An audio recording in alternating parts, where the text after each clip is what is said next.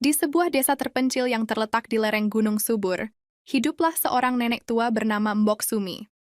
Desa itu begitu jauh dari hiruk-pikuk kota, dikelilingi oleh sawah-sawah yang terbentang luas, serta pepohonan yang menjulang tinggi. Penduduk desa hidup dengan damai, sebagian besar menggantungkan hidupnya dari bertani. Begitulah hidup di desa itu, tenang dan sederhana. Namun, meski keindahan desa selalu ada, kesunyian seringkali terasa menggantung di hati Mbok Sumi. Mbok Sumi tinggal sendirian di sebuah rumah panggung yang kecil namun nyaman.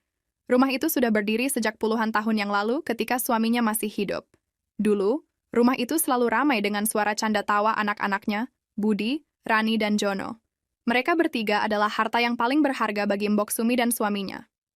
Suaminya meninggal saat anak-anaknya masih bayi, sehingga Mbok Sumi membesarkan mereka sendirian. Walau hidup tak selalu mudah, Mbok Sumi selalu merasa bersyukur. Setiap pagi Mbok Sumi bangun dengan semangat, menyiapkan sarapan, dan mengurus ladang kecil di belakang rumah. Saat anak-anaknya masih kecil, mereka selalu membantu Mbok Sumi. Budi, si sulung, adalah anak yang rajin. Dia sering ikut ke sawah dan membantu Mbok Sumi menanam padi. Rani, si anak kedua, adalah anak yang lembut dan pandai memasak. Setiap sore, Rani membantu Mbok Sumi memasak makanan untuk keluarga kecil mereka.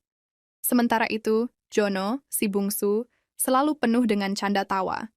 Dia adalah yang paling suka berlari-larian di sekitar rumah, mencari belalang atau bermain di sungai dekat desa. Namun, seiring berjalannya waktu, anak-anak Mbok Sumi tumbuh dewasa. Budi, yang paling besar, memutuskan pergi merantau ke kota.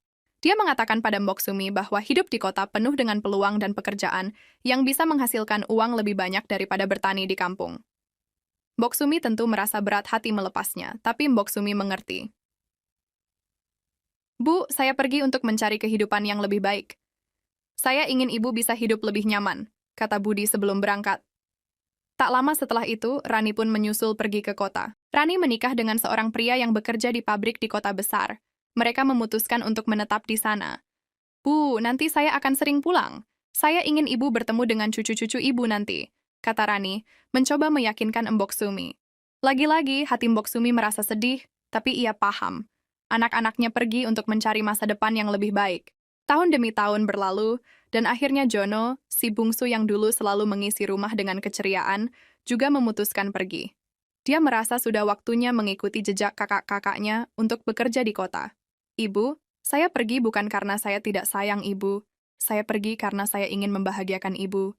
Saya janji akan sering pulang, kata Jono saat berpamitan. Hari-hari di rumah Mbok Sumi menjadi semakin sepi. Rumah yang dulu penuh dengan kehidupan kini terasa sepi. Mbok Sumi melewati hari-harinya sendirian. Pagi-pagi, dia masih bangun seperti biasa, membuka jendela rumahnya, dan memandang hamparan sawah di kejauhan. Dia masih merawat ladang kecil di belakang rumahnya, meski tubuhnya sudah tidak sekuat dulu. Setiap kali ada tetangga yang lewat, mereka selalu menyapa Mbok Sumi. Mbok, apa kabar? Anak-anak tidak pulang? Tanya mereka dengan nada prihatin. Mbok Sumi selalu tersenyum dan menjawab, mereka sibuk, mereka bekerja keras di kota. Ibu tidak ingin membebani mereka. Ibu di sini baik-baik saja. Meski Mbok Sumi selalu berkata demikian, hatinya seringkali dipenuhi dengan rasa rindu yang mendalam. Setiap malam, saat bulan bersinar terang di langit, Mbok Sumi duduk di beranda rumahnya, menatap bintang-bintang, dan berpikir tentang anak-anaknya. Dia ingat saat Budi pertama kali belajar memegang cangkul di sawah, atau saat Rani dengan telaten menumbuk padi di halaman. Dia ingat suara tawa Jono yang menggema saat berlari-lari di sekitar rumah.